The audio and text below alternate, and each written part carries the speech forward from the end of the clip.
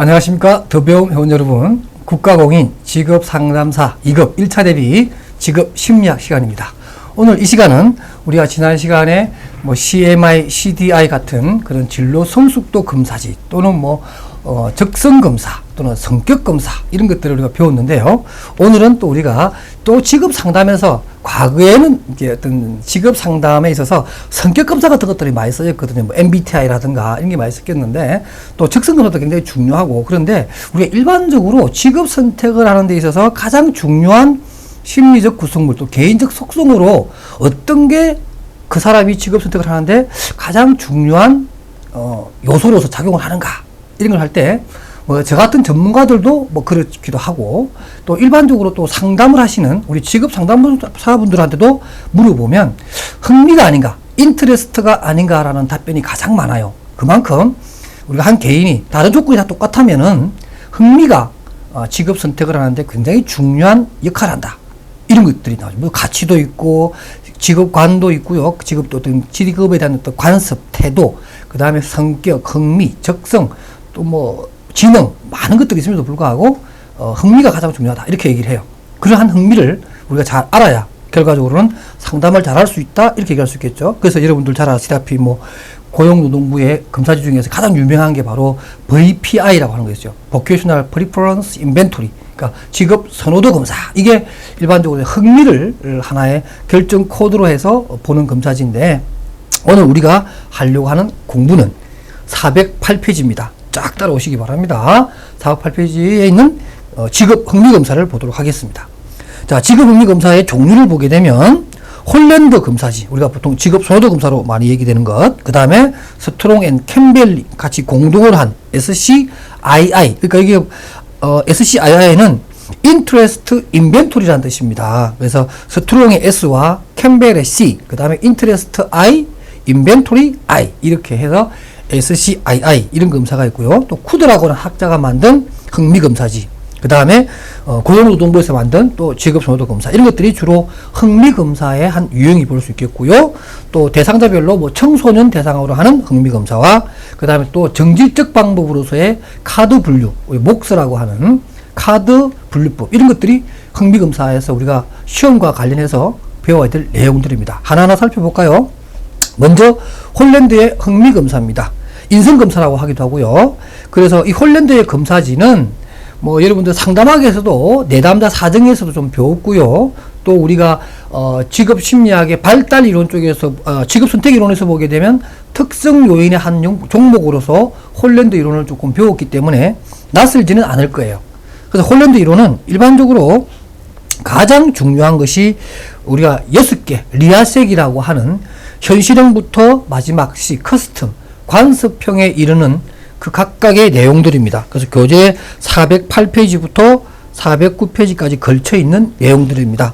제가 자세히 설명하지는 않을 거예요. 여러분들이 잘 알고 있는 내용이니까. R, 리얼리티라고 하는 것은 성격이 남성적이고 직선적이고 솔직하며, 또 선호하는 것과 싫어하는 것의 직업은 분명하고 질서 정리해야 되는 것을 좋아하지만, 일반적으로 교육적이거나 치료적이거나 이러한 부분에 어떤 정신작용이 좀 많이 필요한 이런 것은 좀 싫어하는 거죠. 대표적인 직업이 자동차 정비원, 항공기 조종사, 트럭 운전원, 농부, 이런 사람들입니다. 그래서 이런 분들은 주로 이제 공작 기계 같은 거, 그죠? 사물 중심이죠.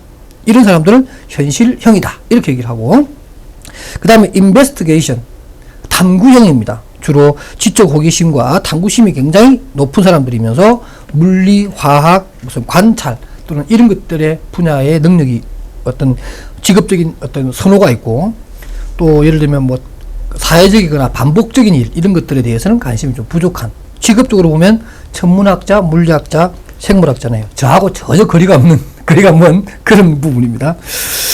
우리 직업 상담사들이 보통 아예하고 좀 거리가 많이 멀어요. 그 다음에 예술형입니다. 아트, 감성, 상상력, 감수성, 제가 조금 비슷한 것 같아요. 자유분방함, 제가 또 자충우돌이거든요. 그 다음에 개방적이고, 조금 개성이 좀 강하고 이렇습니다. 그리고 좋은 직업적으로 선호하는 분야는 예술적 창조와 표현, 변화와 다양성을 좋아하고, 틀에 박힌 것보다는 좀 자유로운 영혼, 이런 거죠. 주로 좀 엉뚱입니다. 엉뚱이. 그 다음에 좀 정해져 있다거나 체계적이거나 이런 것들 좀 싫어하고, 늘 변화무쌍한 그런 상황에 잘 버티는 이런 사람이고요. 뭐 무대 감독이나 연예인, 소설가, 미술가 이런 사람도 좀 있고요. 그 다음에 이제 또 우리 직업 상사가 가장 또 친근한 그러한 성격, 흥미 유형으로서 사회형이 있습니다. 소시알. 사람과 어울리기를 좋아하고 친절하고 이해심이 많고 남 잘 도와주고 봉사적이고 제가 그렇습니다. 아주 조금 문제가 있죠. 수다쟁이. 언어적인 능력이 뛰어나서 설득력이 있지만 또 약간 시끄럽습니다. 제가 조금 시끄러운 사람이에요. 그 다음에 타인의 문제를 도와주고 타인에 대해서 관심을 갖게 되고 봉사하고 남을 위해서 헌신해주는 이런 좋은 면이 있습니다만 또 다른 면에서는 또 질서정연하고 체계적이고 이런 부분이 좀 약해요. 그러니까 저 같은 경우는 뭐예요? 좀 뒤끝이 좀, 그러니까 뒤끝 장렬 이런 게 아니고 뭐라 그럴까요? 수습을 잘 못해요. 일을 저지르지 않고. 그래서 어떤 면에서는 남을 위해서 열심히 잘 해주는데 직급 못 챙기는 이런 스타일이 될 수 있습니다. 여러분이 그런가요? 만약 여러분들 그렇다면 여러분은 직업 상담사 이 시험 잘 택하신 겁니다. 내가 사회형하고 예술형 또는 진취형 요 정도의 내 특성이 있으면 잘 택한 거고 홀랜드 이론이 그렇다는 얘기예요. 저는 조금 다릅니다. 직업 상담사라고 해서 왜 취미라고 계획적이고 뭐 이런 논리적이면 안 되는 거 없거든요. 저는 그건 아닌데 보통은 그렇다 그런 얘기예요. 그 다음에 진취형 지배적이고 설득적이다. 그래서 일반적으로 직업적으로 보면 기업 경영이나 정치인, 리더십을 좀 강조를 하고 또 진취적이니까 어떤 그런 활동적인 부분이 있죠. 그래서 영업직원이라든가 종합상사 이런 것도 또 괜찮다 그런 얘기고요. 마지막으로 관습형 정확하고 빈틈이 없으며 조심성과 계획성이 있고 이런 것들입니다. 그래서 일반적으로 뭐 변화무쌍한 것, 그 다음에 막 이렇게 원칙에 좀 벗어나는 예외적인 것, 융통성이 필요한 것 이런 것들은 좀 부담스러워합니다. 그래서 정해진 원칙과 계획에 따라 자료를 정리하고 분석하는 이런 것은 좋은 직업으로 보이지만 그 사람 입장에서는 창의적이고 자율적이고 이런 것도 좀 싫어해요. 막 앞뒤가 바뀌거나 그러니까 이런 사람들은 보통 뭐라 그럴까요? 멀티플레이어가 못 되는 거예요. 이거 하다가 저거 하다가 막 이렇게 동시에 해야 될 때가 있는데 다 정해진 대로 제 동료한 교수님이 계신데 대표적인 관습형입니다. 이분은 어느 정도의 관습형이냐면 글쎄요, 이분은 하여튼 그분은 차에 우산이 3개가 있습니다. 그 교수님은. 그래서 왜 우산이 3개냐 그랬더니 크기가 다 달라요. 그랬더니 내가 왜 물어봤더니 비가 조금 오면 조그만 우산 쓰고 다니고요. 비가 좀 많이 내리면 큰 우산을 쓰고 적당하게 오면 가운데 우산을 쓴대요. 난 도저히 이해가 안 되는 거예요. 그냥 우산 하나 큰 거 갖고 다니면 되지. 그랬더니 자기는 그게 아니래요. 맞춰서 써야 된대요. 날씨에 맞춰가지고. 야, 그래서 참 대단한 사람이다. 근데 그분은 그렇게 해야 마음이 편하답니다. 뭐 어떻게 해요. 그리고 정말 시계처럼 움직입니다. 뭐 교수라는 직업 자체가 또 그럴 수 있는 것이긴 한데 뭐 딱 칼같이 10분 전에 탁 들어가고 학생들이 아주 그냥 숨을 못 쉰답니다. 그리고 뭐 어떤 게 있나요? 뭐 갑자기 뭐 이렇게 빨리 끝내는 거, 휴강 이런 거 1년에 한 번 할까 말까 하는 분이에요. 저는 뭐 수시로 합니다. 제가 수시로 하는데 그분 자기가 먹겠는데요. 그리고 뭐 딱 5분 전에 가가지고 이제 딱 앉아 있습니다. 그러니까 뭐 학생들이 그냥 숨 탁탁 막히죠, 그죠? 그 다음에 또, 그 강의평이 그렇게 나온답니다. 강의평이 학기 말에 끝나면 이 시형이 그런 특징이 있어요. 그리고는 언제나 정갈하고요. 그분 그 연구실 가면 내가 뭐 물건을 못 건드리겠어요. 너무 정갈하게 정리해놔가지고 제 방은 뭐 그냥 대충 정리되어 있는데 칼같이 돼 있어요. 그분도 근데 특이하게 그분도 담배를 피시는데 잿더리 담배를 꽁초 있잖아요. 그죠? 이 꽁초를 대충 비비잖아. 그죠? 근데 그분은 꽁초도 정리를 해놔요. 이렇게 탁 잿더리에. 이렇게 막 이렇게 삥 둘러서 이거. 우리 왜 그 영동인가요? 그 가면 뭐서 도리도리 뱅뱅이라고 하는 그 조그마한 물고기를 이렇게 탁 정리를 해서 구워주는 그 파전이 있는데 그런 것처럼 세상에. 꽁초 길이도 똑같아요. 아주 징글징글한데. 그런 분들. 이런 분들한테는 그래서 그분이 재무학과 교수예요. 그래서 공인회계사, 정권분석 이런 거 하시는 분이라 그분은 참 그분 직업 잘 택하셨어요. 그분은 뭐 상담 이런 거 하면은 내담자들 말라 죽일 거예요. 이런 가설평이 있습니다. 자, 뭐 이거 홀랜드 이론은 너무나 잘 아시니까 제가 이렇게 웃으면서 좀 설명합니다. 410페이지 보십시오. 육각형 모형. 자, 이런 뭐 자다가도 벌떡벌떡 일어나는 이런 모형. 순서 외우시기 바랍니다. 리아색, 그리고 각각의 흥미의 유형들, 그리고 관련된 직업들 늘 나오는, 쉽지만 나오는 문제입니다. 그 다음에 이제 홀랜드가 만든 검사 중에서는 직업 선호도 검사, 자기 방향 탐색 검사가 있고, 뭐, 직업 탐색 검사, 그 다음 또 자기 직업 상황 검사. 제가 지난 시간에 여러분들 그 얘기 한번 드렸죠. 진로 성숙도 검사에 있어서 홀랜드가 나중에 MVA, 그러니까, My Vocational Situation. 그러니까 MVS라고 하는 검사제가 있다라고 말씀드렸는데, 바로 411페이지에 그 문제가 있네요. 그 다음에 스트롱의 흥미검사지가 있습니다. 스트롱, 우리가 일반적으로 홀랜드의 영향을 받은 또 대표적인 그런 흥미 전문가인데요. 흥미검사 중에서 가장 역사가 긴 검사지로서, 이 내용이 이제 나와 있고요. 한번 읽어보시고, 그 다음 넘기시면, 의의는 뭐 참고로 좀 보시면 되고, 스트롱 검사에 있어서 구성이 중요합니다. 그 구성해 보게 되면, 총 8개의 척도가 있다. 317개의 문항으로 돼 있다. 처음 5개 척도가 있고, 그 다음에 나머지 뭐 내용들이 있는데, 처음 5개 척도에 대해서 여러분들이 꼭 알아두셨으면 좋겠습니다. 왜냐하면 갑자기 최근에 이 스트롱 검사지에 대한 문제가 좀 많이 나와요. 아마 출제위원이 그 양반인 것 같아요. 한때는 상담학 같은 경우는 지금 게시탈트 이론이 계속 나오거든요, 시험에.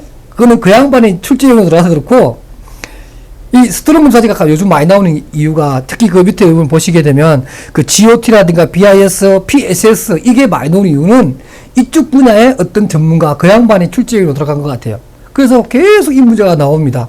굳이 안 들어가도 될 만큼의 깊이 있는 것까지 1차, 2차에서 다 나오는 거 보면, 그쪽에서 스트롱에 대한 어떤 그런 깊은 애정이 있는 분이 출제위원이 아닌가, 이렇게 보여집니다. 그래서 여러분들 상담학에서는 게시탈트, 그 다음에 이 직업심리학에서 검사지에서는 스트롱이 꼭 나온다.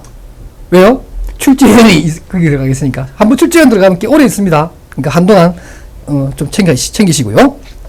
그래서 스트롱 검사지 척도에 보게 되면 GOT, BIS, PSS, 제일 마지막에 413페이지에 OS가 있습니다. Occupational Scale이라고 하는 건데, Occupational School, 그 스케일은, OS는 우리나라에서는 안 써요. 직업 속도라고 하는 건데, 그래서 이것은 시험에 잘 안 나올 거예요.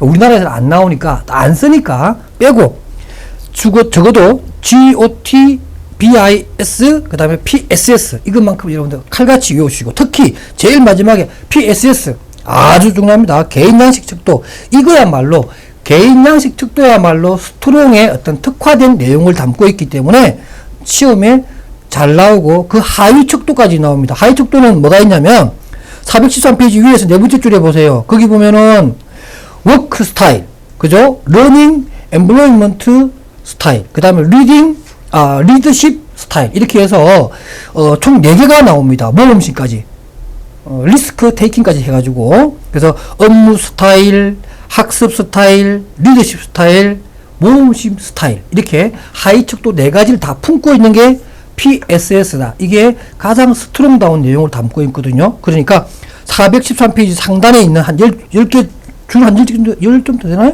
한 10서너 줄 있죠. 따라서까지 이거 학습 여러분들 딸 암기하십시오. 이해 안 되면 외우십시오. 그 방법밖에 없습니다. 그런데 뭐 충분히 이해되는 부분입니다. 그래서 이거 여러분 꼭 알아두시고요. 그 다음에 이제 이러한 직업 상담에서 스트롱 검사의 활용은 어떻게 하느냐. 사실 스트롱 검사 별로 활용 안 하거든요. 우리 직업 상담에서는 홀랜드 걸 많이 사용하기 때문에 스트롱 검사는 활용하지 않는데, 이것만 봐도 아마 스트롱에 대해서 상당히 애정이 깊은 어떤 사람이 자꾸만 문제를 내는 것 같아요. 뭐 어쨌습니까? 그분이 시험 문제 내는데 알아둘 거. 이러한 스트롱 검사를 어떻게 활용하느냐. 직업 교육이나 전문 교육을 필요로 하는 직업의 선택, 또 전문 직업 선택에 따르는 여러 가지 어떤 선행적인 정보를 얻는데 필요한 것이고, 마지막 은퇴 설계까지 도와줍니다. 그러니까 막 스트롱의 검사지를 막 전직 상담까지도 막 연장해서 막 적용하려고 하는 어떤 아주 개인적 의도가 깔려있는 그런 내용인데, 이게 2차 시험에 나오는 부분이니까 여러분 놓치지 마시고 보시기 바랍니다. 쿠드의 흥미검사, 뭐 이거는 이런 게 있다는 것만 알고 됩니다. 이게 시험에 나온 적은 별로 없어요. 좀 재밌는 검사지긴 한데, 그런데 뭐라 그럴까요? 활용하기가 좀 힘들 뿐만 아니라 약간은 주관적 성격의 어떤 해석이 들어가야 되기 때문에, 또 실시할 때 상당히 어떻게 할 거라는 것을 알려주기가 쉽지 않아요. 그렇죠? 어떤 실용상의, 적용상의 어떤 편리성이 좀 떨어지는 그런 검사지라고 할 수가 있습니다. 그러나 어떤 새로운 시도로서의 가치는 있습니다. 그 다음에 우리 고용노동부에서 개발한 직업선호도 중에서 VPI 흥미검사입니다. 자, 여기서 하나 정리할 게 있습니다. 우리나라, 그러니까 고용노동부 VPI가 있어요. 그러니까 VPI 이렇게 써버리면, 앞에 이거 안 붙이고 써버리면 이 VPI는 누구 거냐면 홀랜드 VPI를 얘기하는 거예요. 그래서 항상 시험 문제도 내가 맨날 그러거든요. 시험 문제 낼 때 앞에 고용노동부라고 붙이든가 홀랜드라고 붙이든가 이거 구분하지 않으면 하위 척도가 다르기 때문에 수험생들이 무지하게 헷갈려 한다. 그건 출제에 미스가 될 수 있다. 이렇게 내가 얘기를 하고 그랬어요. 요즘 많이 그런 일이 없는데 항상 앞에다가 고용노동부, 그거 제일 중요한 건 대한민국이에요. 고용노동부나 고용부나 뭐 후생생이나 이런 것 다 미국이나 일본도 있잖아요. 그러니까 대한민국 고용노동부에서 만든 VPI 검사제에 대해서 이렇게 문제가 나와야 되는 게 정확한 질문입니다. 지금 얘기하는 것은 이거예요. 대한민국 고용노동부에서 만든 VPI인데 이 VPI 직업소득검사는 첫 번째가 앞부분에 흥미 부분 검사하는 게 있고요. 두 번째 성격 부분 검사하는 게 있고 세 번째는 생활사 검사가 있어요. 자, 이 검사지는 좀 흥미 검사지도 아니고 성격도 아니고 생활사 검사도 아니에요. 합쳐져 있는 겁니다. 그래서 이게 뭐 다당도 신뢰도가 문제가 된다라고 뭐 좀 비판도 받는 검사지기도 한데 어쨌든 VPI라고 하는 대한민국에서 고용노동부에서 만든 이 검사지는 흥미 검사할 때도 나오고 성격 검사 설명할 때도 이것 때문에 나오고 정직적 검사인 생활사 검사에도 설명할 때도 나옵니다. 지금 우리가 말하는 것은 이 세 개 중에 이 부분을 얘기하는 거예요. 이 직업소득 검사는 그래서 S형이 있고요. L형이 있습니다. 이게 뭐냐, S형은 소트형입니다. 짧게 끝나는 거 한 20분에서 20분 정도. 이거는 주로 어디를 뭐냐면 흥미하고 이 성격만 물어보는 이런 검사지예요. 요거 두 개만 물어보는 이런 거고, 그 다음에 L형은 한 40분 정도 걸립니다. 이거는 생활사 검사까지 포함하는 거예요. 그래서 소트형, 롱형이 있다. 소트형, 롱형이 있다. 이까지 알아두시기 바랍니다. 자, 지금 내가 말하는 것은 흥미 부분만 설명하는 거예요. 그래서 그 흥미에는 5개의 척도가 있습니다. 활동, 유능성, 직업, 선호 분야, 일반 성향. 그냥 외우십시오. 그 다음에 415페이지 가시게 되면 또 청소년 직업 흥미 검사가 또 따로 만들어져 있습니다. 이것 역시 대한민국 고용노동부에서 만든 청소년 직업 흥미 검사 이렇게 해야 되는 겁니다. 대상자는 만 13세부터 18세, 그러니까 중2부터 고3까지가 대상자가 되고요. 세 가지 봅니다. 활동, 자신감, 직업 이렇게 세 개만 보면 되고요. 그 밑에 기초 흥미 분야는 굳이 안 하셔도 됩니다. 공부 안 하셔도 있다는 것만 알고 계시면 되고 하위 척도별 세 가지 활동감, 자신감, 직업이다. 성인하고 좀 다르죠. 성인의 그 VPI에 나오는 흥미는 활동, 유능성, 직업, 선호 분야, 일반 성향 이렇게 5가지고 청소년은 3가지다. 구분 가능하시죠? 네, 꼭 하셔야 됩니다. 그 다음에 이제 성격검사로 갑니다. 성격검사는 아까 우리가 앞에서 얘기했듯이 성격검사는 뭐예요? 뭐 자기 보고식이 있고 투사적 검사가 있고 또 뭐가 있다 그랬어요? 문장 완성 검사 이런 것들, 그러니까 상황 검사 같은 것들이 있다 이렇게 말씀드렸는데 일단 그걸 사전 지식으로 좀 알고 계시고요. 성격에 대한 개념만 한번 봅시다. 성격이란 찾으셨어요? 416페이지 가운데입니다. 개인의 환경에 따라 반응하는 특정적인 양식으로 타인과 구별되게 하는 독특하고 일관성 있는 사고, 감정 및 행동 양식의 총체다. 이렇게 성격을 딱 개념 짓고 대부분 자기 보고식입니다. 인벤토리죠. 여러분들 이게 인벤토리라는 게 사실 검사지라기보다는 인벤토리가 이게 무슨 항목표 같은 거예요. 그러니까 어떤 항목을 딱 주어지고 그러니까 우리가 검사지 이렇게 얘기하면 좀 뭐라 할까요? 거부감이 생기죠. 그래도 우리가 뭐 이건 성격 조사 항목표입니다. 이렇게 설명하면 좀 더 부드러워 보이잖아요. 그죠? 그래서 번역을 할 때 그냥 항목표 이렇게 번역하는 게 인벤토리의 정확한 해석이라고 볼 수 있습니다. 그래서 이 자기보고식 검사지는 일반적으로 이런 그 인벤토리 형식이고 항목표로 구성되어 있는데 대표적인 것이 고용노동부의 소요도 검사 중에 성격검사가 그렇게 생겼고 MBTI 너무 잘 아시는 거죠. MMPI, CPI 다 이런 겁니다. 이화방어 기제 또 여러분들 뭐 또 알고 애니어그램 이런 것들 다 자기보고식입니다. 근데 투사적 검사는 있습니다. 로사검사. 여러분 로사검사 혹시 보셨는지 모르겠지만 우리 교재 여러분들 조금 넘어갑니다. 423페이지 보세요. 여러분들 교재 423페이지 한 슬쩍 넘기면 나오네요. 그죠? 그 위에 보면 로사검사 그 카드 혹시 보면 기억나십니까 여러분들? 왼쪽에 있는 그림은 무슨 뭐 같아요 이게? 뭐 늑대 얼굴 비슷하게 보이죠. 그죠? 오른쪽은요. 이거를 우리가 이제 보는 겁니다. 예를 들면 나중에 설명하겠지만 왼쪽에 있는 그 늑대 같은 그림 내가 탁 얘기합니다. 아, 늑대같이 생겼는데요. 이러면은 매우 정상이라는 겁니다. 왜냐면 그 전에 이 그림을 보고 늑대라고 부르는 사람이 한 95% 정도가 돼요. 그럼 내가 늑대라고 하는 순간 나는 95% 사람들이 얘기하는 걸 얘기했으니까 매우 정상적이죠. 오른쪽에 있는 거. 저도 사실 진짜 이렇게 얘기했어요. 골반 뼈같이 생겼다. 이렇게 얘기했더니, 매우 정상이래요. 한 90% 이상이 이걸 보고서 골반 뼈라고 얘기했대요. 예? 근데 어떤 사람한테 물어봤습니다. 야, 왼쪽에 있는 그림 이거, 늑대 그림같이 생긴 거, 이거 어떻게 생겼냐? 그러면은, 개가 2마리 등대고 있다. 이것도 굉장히 높게 나왔어요. 정상적이라는 거죠. 근데 어떤 사람이 탁 이보는 순간, 예를 들면 갑자기 누가 막 피를 흘려가지고 막 바닥에 흩어져 있는 피 흔적 같아. 이러면, 이거 좀 이상한가, 이건? 예를 들면 그렇게 말한 사람이야? 야, 한 3%밖에 안 된다. 그러면 이 사람은 3%밖에 얘기 안 한 것을 본 거예요, 여기서. 그러니까 이 사람은 좀 뭔가 좀 문제가 있지 않겠느냐? 이렇게 보는 거예요. 자, 다시 넘어가서 416페이지로 다시 갑니다.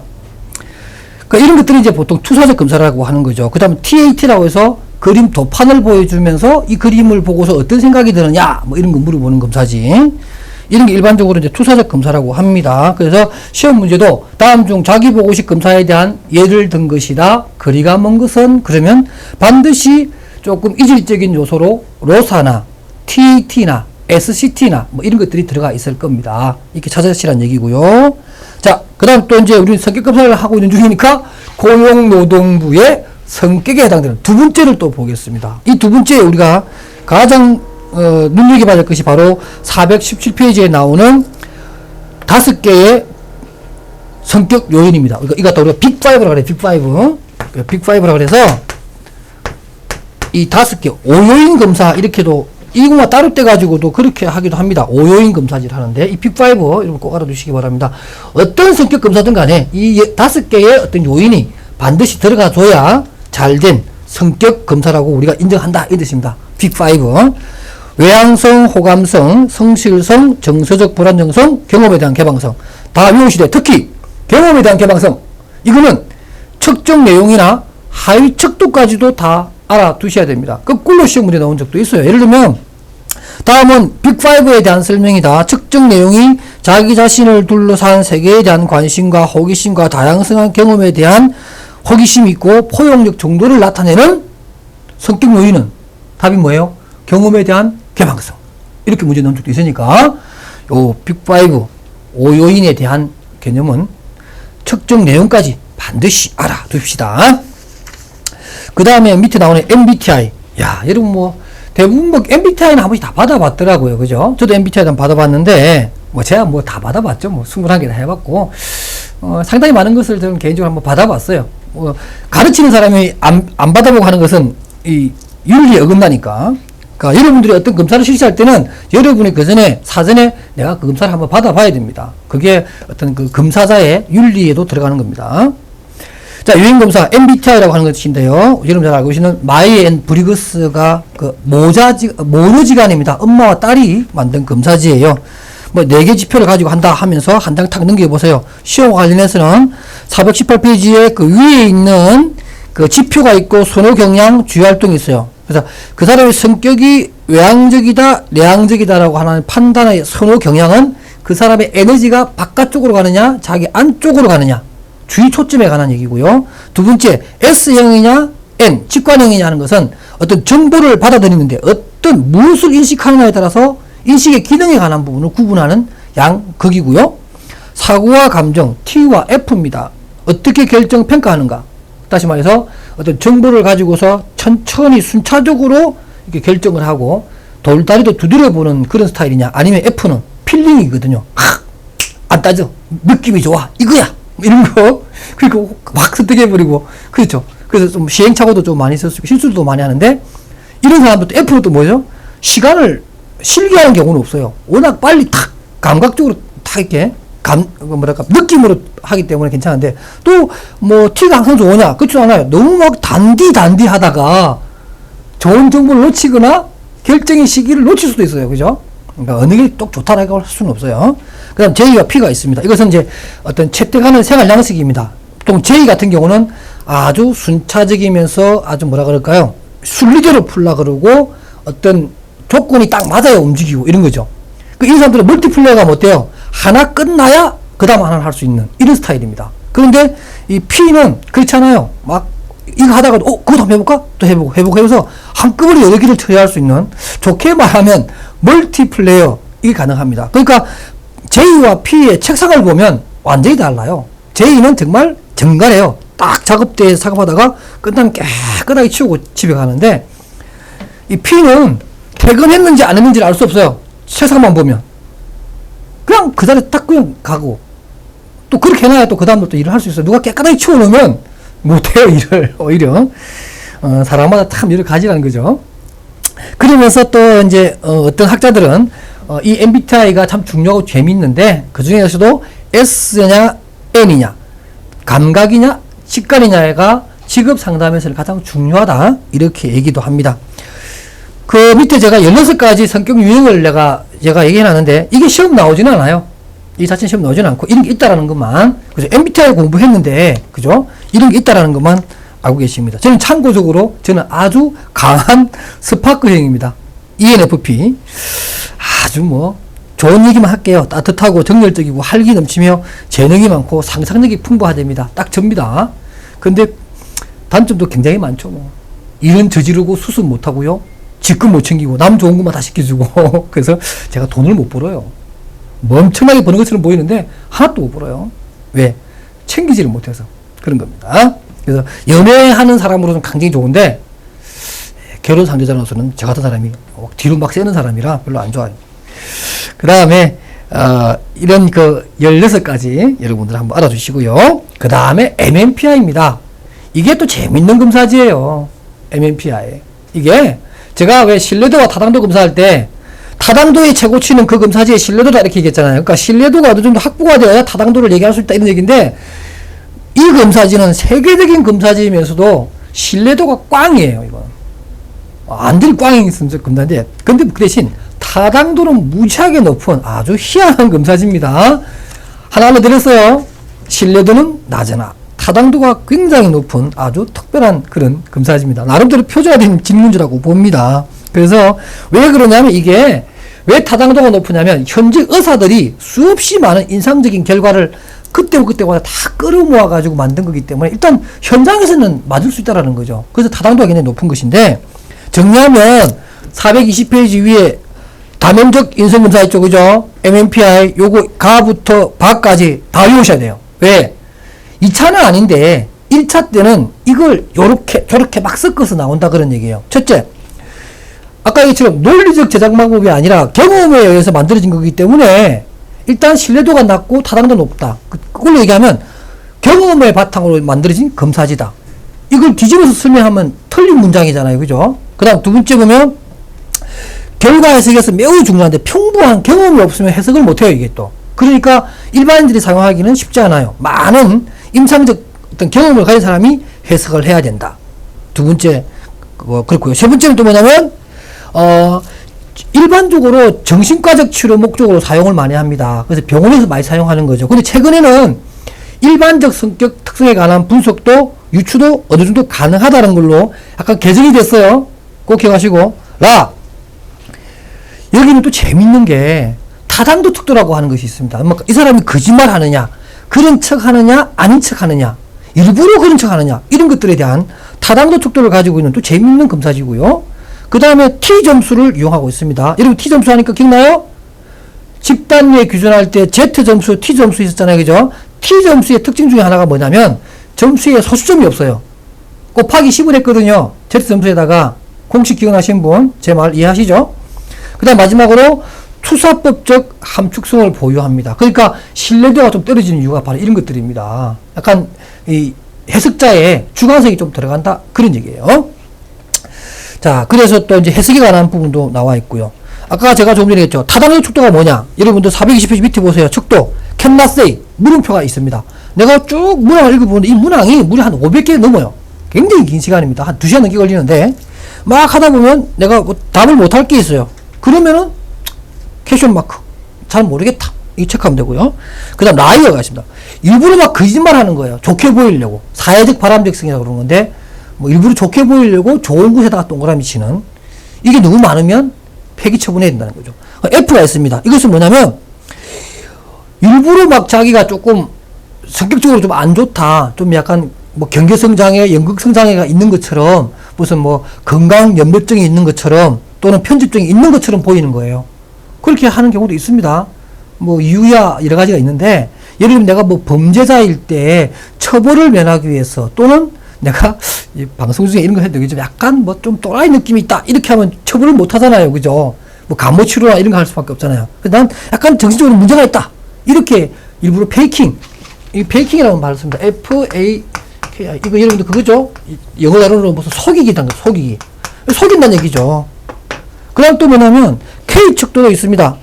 너무나 자기 자신을 긍정적으로 평가하는 겁니다. 늘 자기는 몸만하고, 그런 어려운 일에서 다 참을 수도 있고, 욱하는 성질이 있음에도 불구하고 나는 늘 평정심을 유지한다는 등의 이러한 척도를 K축도라고 그래요. 이 네 가지가 딱 보면, 아, 이 친구가 어떤 부분에 대해서 약간은 트릭을 쓴다 이런 느낌을 가지는 거예요. 그 표가 조금 잘못됐는데 임상척도부터 시작해서 우울증 이런 것들은 밑에 보면은 그 이러면 뭐 그러니까 타당도 척도는 바로 그 네 개를 얘기합니다. 캔나세이 L, F, K까지가 타당도 척도라는 거 여러분 알아두시기 바랍니다. 그 다음에 캘리포니아 심리 검사지로서 캘리포니아 버클리 대학에서 만든 것이 있는데 CPI라고 하는 것이 있습니다. 뭐 우리나라에서 그렇게 많이 활용 안 하는 걸 보이는데 MMPI에 비해서 역시나 세계적인 검사지입니다. 이거 그냥 참고로 알고 계시면 되고요. 한 달 넘기겠습니다.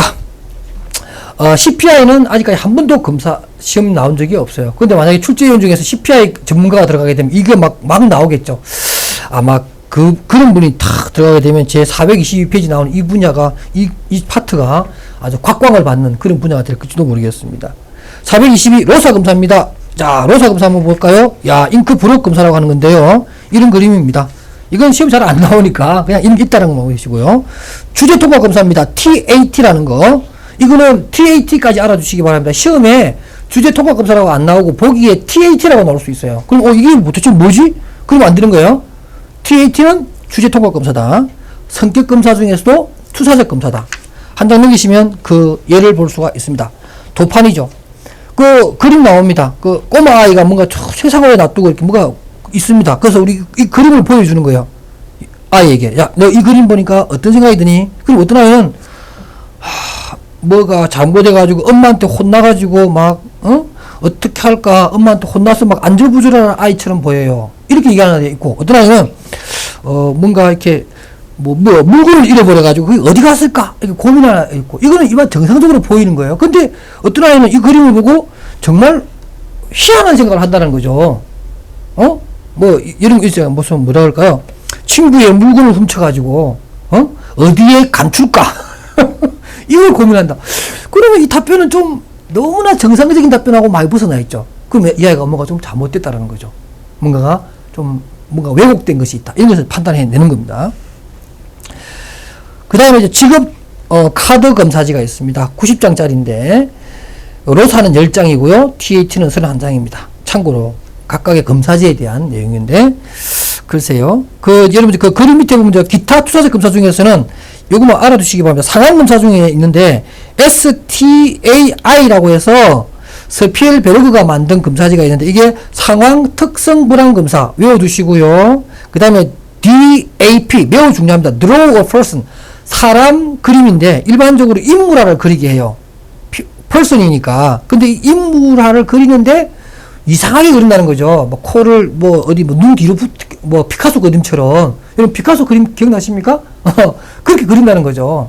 그러면서 아이의 어떤 왜곡된 어떤 성격의 결함 여부를 찾는 그런 검사지. 그 다음 SCT라고 해서 문장 완성 검사. 이런 것들이 다 뭐냐면은 정질적 검사라는 거예요. 그래서 시험 문제 이렇게 나와요. 다음 중 정질적 검사에 대한 보기를 나타내는 것이다. 거리가 먼 것은 그럼 1번 TAT, 2번 DAP, 3번 SCT, 4번 SCII. 몇 번이에요? 4번이죠. SCII. Strong and Campbell Interest Inventory. 흥미검사지잖아요. 그러니까 여러분들 와, 1번 이러면 문장이 1번 해가지고 SCT, 그 다음 두 번째 TAT, 3번 들어오니까 DA person, 그 다음에 4번 SCII, 이 중에서 성격이 다른, 성격이보다는 측정하고자 하는 심리적 구성물이 다른 검사지는 뭐냐고 이렇게 물어보면 이거 여러분 다 알아야 된다는 거죠. 문장 자체를 한문으로. 이건 SCII는 흥미검사라고 알아야 된다는 거죠. 이런 식의 문제가 나옵니다. 굉장히 쉬운 문제인데 내가 이 영어 이니셜을 모르면 천하의 최고로 어려운 문제입니다. 그죠? 이런 것을 예방하기 위해서라도 해주시고, 가장 중요한 겁니다. 여러분들 투사적 검사의 장단점 424페이지 그냥 외우세요. 투사적 검사의 장점은 반응의 독특성입니다. 정해져 있는 답이 없기 때문에 마음껏 얘기하게요. 그래서 그 내담자만의, 피검사자만의 독특성이 알게 모르게 튀어나오게끔 만들고 또 그것을 캐치할 수 있고요. 그 다음 방어의 어려움이 있습니다. 뭐 안 그런 척, 그런 척 할 수가 힘들다는 거죠. 나는 좋은 것만 체크해버린다. 아까 얘기했죠. 패킹을 해버리면 알 수가 없어요. 속인 건지 안 속인 건지. 근데 투사적 검사는 자꾸 물어보거든요. 심층 상담하듯이.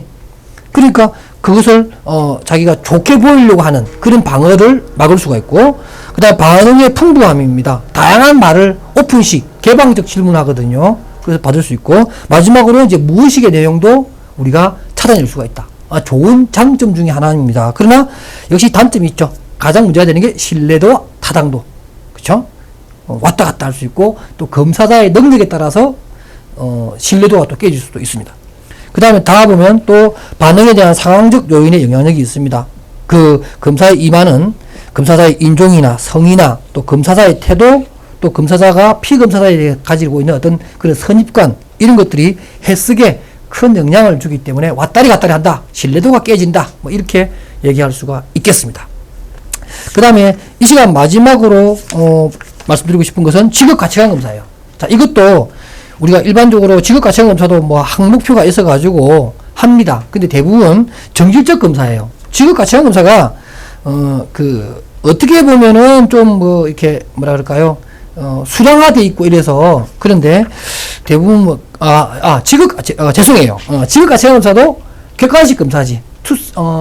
일반적으로 자기 보고식 검사지로 구성이 되어 있습니다. 그래서 여러분들 뭐 가치관 검사지 보면은 뭐 인생에 있어서 가장 중요하게 생각된 것은 무엇일까요? 1번 행복, 2번 건강, 3번 우정, 4번 사랑, 뭐 이렇게 돼 있어서 체크 쭉 해서 이 사람이 가장 중요하게 생각하는 가치관은, 특히 직업과 관련된 것들 어떤 게 있을까요? 뭐 직업의 가치관에 뭐가 있죠? 수익, 연봉이 중요하다. 뭐 사회적 무슨 자기 실현의 가능성이 중요하다. 자기 개발이 가능하다. 전공의 무슨 적용이 중요하다. 뭐 여러 가지가 있을 겁니다. 직업을 가질 때 그 사람이 가지게 되는 대표적인 가치관 검사, 자기 보고식으로 하는 이런 검사지도 있다. 이렇게 말씀드리고, 이제 다음 우리가 지금까지 한 것들은 대부분 다 수량적이면서도 투사적 검사라면, 다음 시간에는 대표적인 또 정질적 검사에 대해서 설명을 하도록 하겠습니다. 그래서 오늘은 여기까지 공부하도록 하겠습니다. 여러분 수고하셨습니다.